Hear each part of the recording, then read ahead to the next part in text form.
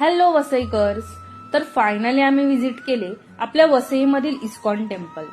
घरापासून अगदी 5 मिनिटावर ISKCON temple असून सुद्धा आमचा मुहूर्त काही निघत नव्हता.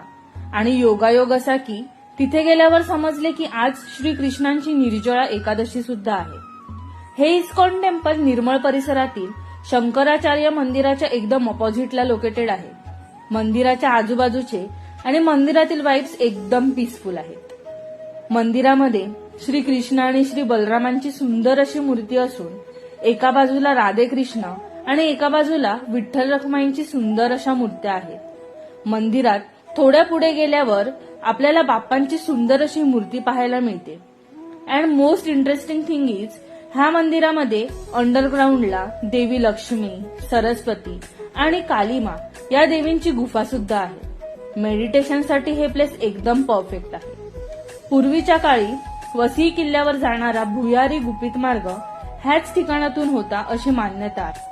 प्रत्येक संडेला दुपारी 12 वाजता मंदिरात कीर्तन आणि भगवद्गीतेचा पाठ असतो.